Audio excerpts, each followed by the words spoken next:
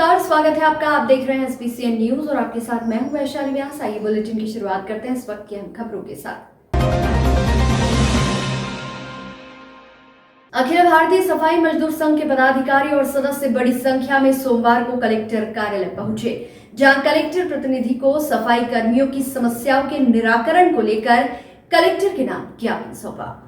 ज्ञापन में बताया गया कि नीमच नगर पालिका में नगर पालिका परिषद द्वारा 2011 को सफाई कर्मियों को विशेष सम्मेलन बुलाकर कई समस्याओं की स्वीकृति प्रदान की गई, लेकिन कई कार्य फिर भी नहीं हो पाए, जिसमें वर्तमान में इस माह का सफाई कर्मियों का वेतन आज तक नहीं मिला, जिससे आर्थिक परेशानी को देखते हुए सफाई कर्मियों का वेतन अतिशीघ्र दिलवाया जाए। नगर पालिका में कार्यरत अस्थायी सफाई जनसेवकों को भूखंड आवंटन की स्वीकृति दी गई। इस पर पूर्व कलेक्टर द्वारा 11,81,000 के लगभग की बाउंड्री वॉल बनाने के लिए उज्जैन से राशि स्वीकृत कराई गई, जो नगर पालिका में आ चुकी है, और बाउंड्री वॉल का कार्य अतिशीघ्र करवाने की कृपा करे और सफाई कर्मियों का PF नहीं काटा जा रहा है, उसे भी तत्काल आदेश प्रदान करे। सफाई जन सेवकों का वेतन प्रतिमाह 1 तारीख से 5 तारीख के बीच दिया जाए। ज्ञापन सौंपते समय बड़ी संख्या में अखिल भारतीय सफाई मजदूर संघ के सदस्य और सफाई कर्मी मौजूद थे।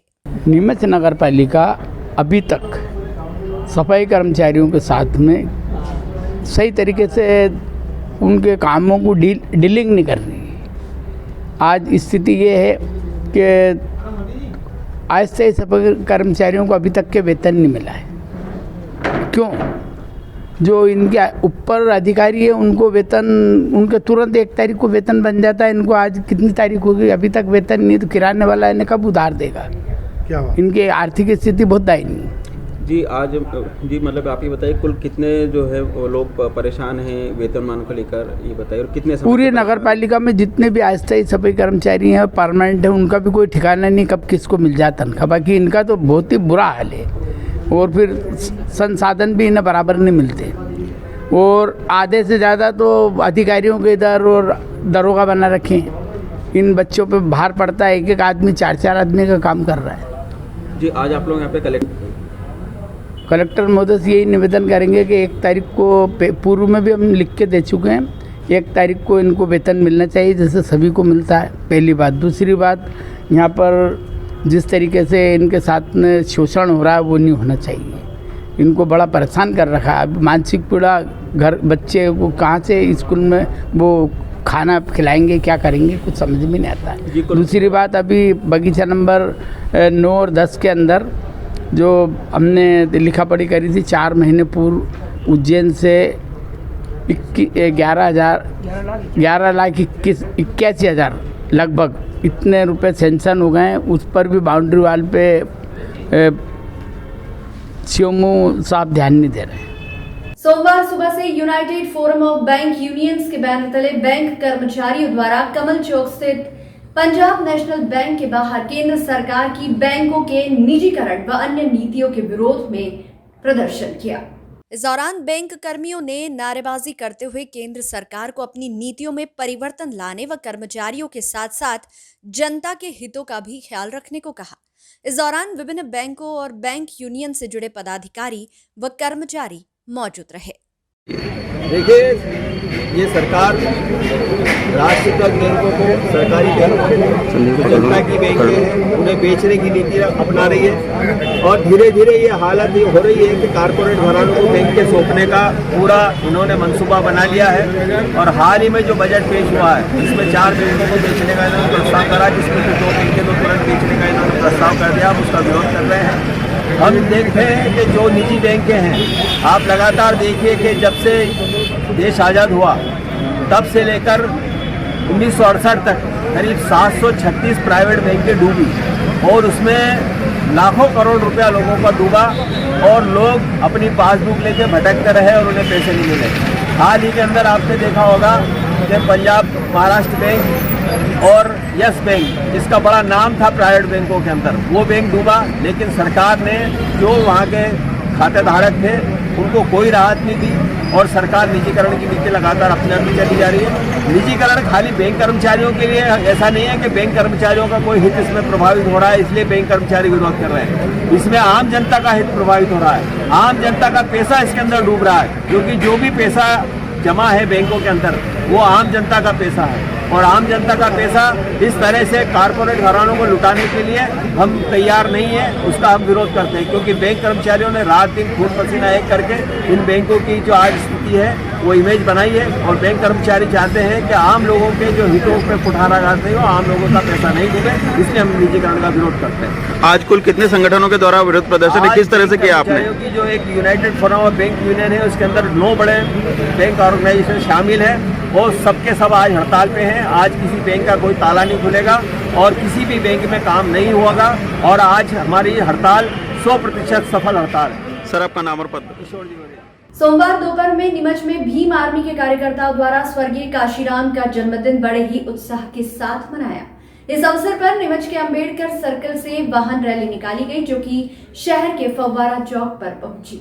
यहाँ महर्षि वाल्मीकि की प्रतिमा पर माल्यार्पण कर उनका आशीर्वाद लिया और पुनः वाहन रैली अंबेडकर सर्कल पर समाप्त हुई। इस दौरान भीम आर्मी के कार्यकर्ताओं द्वारा काशीराम अमर रहे के नारे लगाए गए। उनके बताए पद चिन्हों पर चलने का संकल्प भी लिया गया।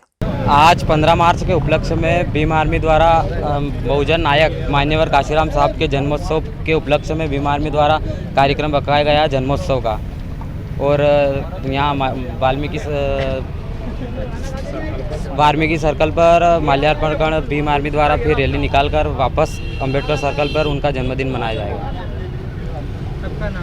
मेरा नाम विशाल मेघवाल, भीम आर्मी जिला अध्यक्ष। गरोड पुलिस द्वारा रविवार को 1 किलो अफीम ले जाते एक आरोपी को गिरफ्तार किया। थाना प्रभारी शिवांशु मालवीय ने बताया कि मुखबिर की सूचना पर अवैध मादक पदार्थ के साथ एक आरोपी को गिरफ्तार किया है। आरोपी मेहरबान सिंह पिता फूलचंद मेघवाल निवासी आक्या कुंवर पर्दा 1 किलो अफीम लेकर पैदल जा रहा था, जिसे गांव के बाहर पुलिया के पास से गिरफ्तार किया और मादक पदार्थ जब्त कर प्रकरण दर्ज किया। आरोपी से फिलहाल पूछताछ जारी है। माननीय डीजीपी महोदय के द्वारा नशा मुक्ति के लेकर अभियान चलाया जा रहा है, जिसमें माननीय पुलिस अधीक्षक महोदय सिद्धार्थ चौधरी साहब और अतिरिक्त पुलिस अधीक्षक महोदय महेंद्र तांडेकर साहब के निर्देशन में हमारे द्वारा कार्रवाई की गई है। आज दिनांक को थाने के उप निरीक्षक वसुइया साहब को मुखबिर सूचना मिली थी कि एक व्यक्ति अवैध अफीम का लेकर के परिवहन करने को है, यदि तत्काल जाए तो पकड़ा जा सकता है, जिस पर कि टीम रवाना हुई थाने से।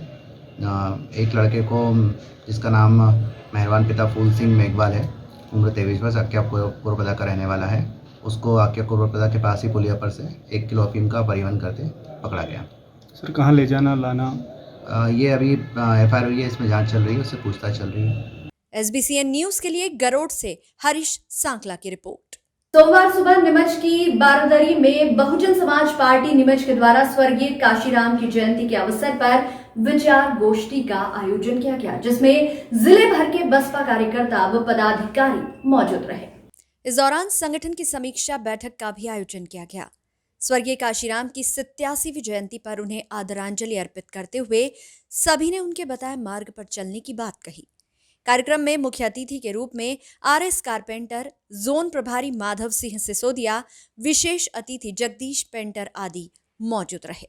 मनासा मंसूर रोड पर लोड़कियों के समीप सोमवार दोपहर 1 बजे मंसूर की तरफ से बाइक से आ रहे 2 युवकों को खेतों से दौड़ती हुई नीलगाय ने रोड क्रॉसिंग के दौरान टक्कर मार दी। टकराने से दोनों युवक गंभीर घायल हो गए।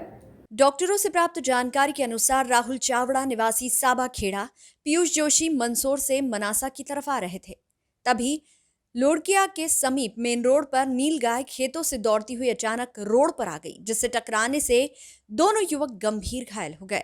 दोनों को गंभीर हालत में 108 की मदद से मनासा अस्पताल पहुंचाया। डॉक्टरों ने तुरंत इलाज कर पीयूष जोशी को नीमच जिला अस्पताल रेफर कर दिया। फिलहाल राहुल चावड़ा का मनासा अस्पताल में इलाज जारी है। इस बुलेटिन में फिलहाल इतना ही। लगातार न्यूज अपडेट्स के लिए देखते रहिए SBCN न्यूज। नमस्कार।